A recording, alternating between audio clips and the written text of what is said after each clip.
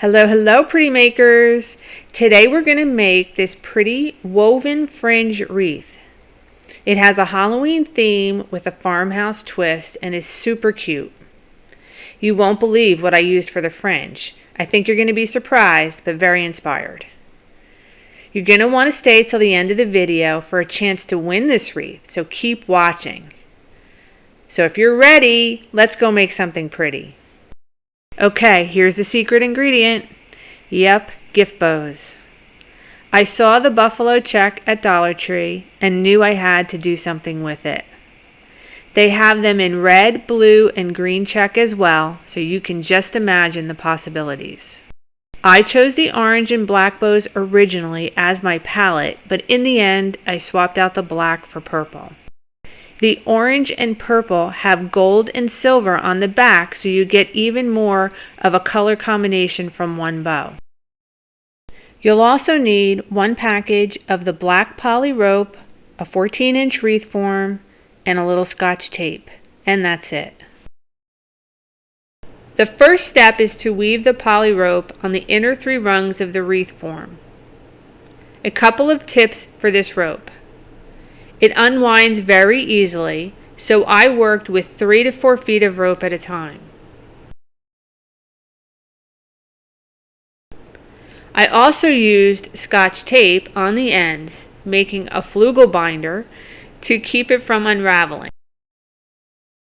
All you have to do is weave the rope over and under each of the inner 3 rungs of the wreath form. Take your time here.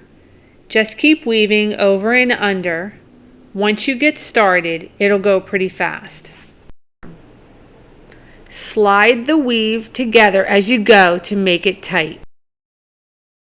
Hot glue the taped ends to the back and start a new piece of rope until you cover the entire center. Don't worry, we'll cover up the flugel binders later on. I used most of the one package of rope for this step. Once you have the rope woven all the way around the inner portion of the wreath, you can move on to the fringe. First, you need to unravel the bows. Simply remove the staple on the back, keeping it all together. Be as gentle as possible because it will tear the ribbon. You will have a few nicks, but it really doesn't show, especially on the check, and you can put most of the flaws facing the back. Each bow gives you about 12 feet of ribbon. Pretty cool, right? Cut all 3 bows into 6-inch strips. You should get around 24 to 26 strips per bow. Cut 1 strip and use that same strip as your guide. I wanted to use the same strip over so all the pieces came out more even. If you feel comfortable cutting more than 1 piece at a time, you can do that. Once you get started, it'll go pretty fast.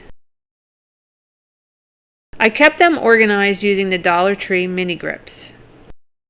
The last step to prepping your fringe is to dovetail each strip on both ends. To do this, fold the strip in half and then again in half at the open end. Cut at a diagonal from the fold to the point. You can make the tails as deep or shallow as you like. Once you get going, you can do this with 2 to 3 strips at a time. This part will go pretty fast as well. Just put on a good movie and get to cutting.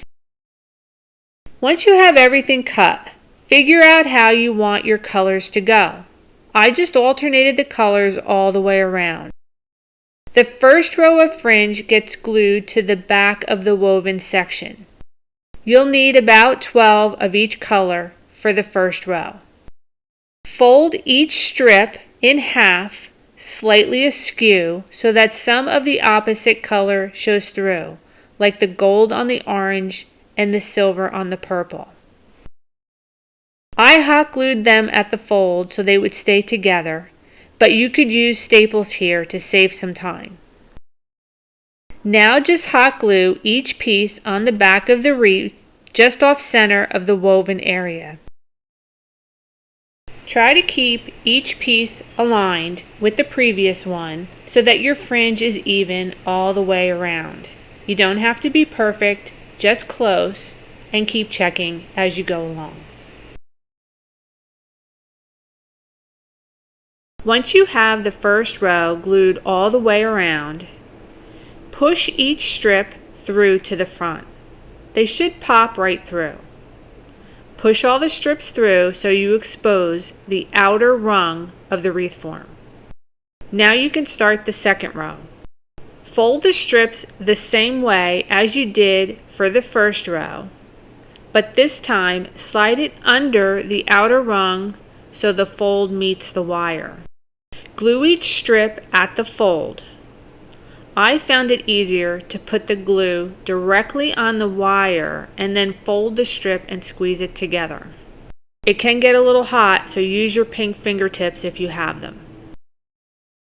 I placed the color for the second row in between the opposite color of the first row so that you alternate the colors from the inner row to the outer row.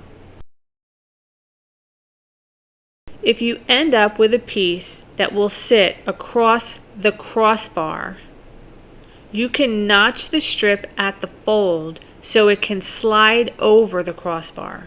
This worked really well. Just a few last steps to bring it all together. To make a finished back, glue some of the remaining poly rope around the woven section on the back. I went around about 3 times. This really finishes the piece off nicely.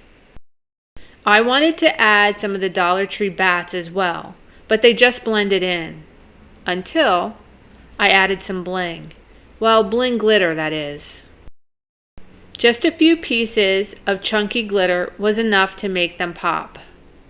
I used tacky glue to hold the glitter in place. Using the clips on the back of the bats, I added them to the wreath. And that's it, you're done. I think this came out so pretty. It's perfect for Halloween and has that farmhouse feel.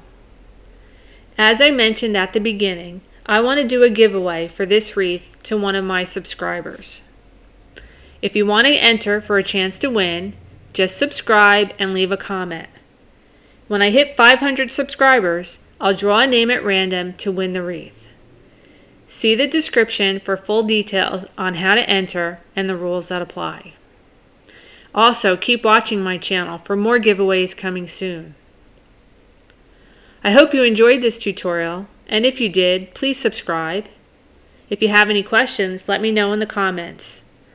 I thank you for watching and keep making pretty things.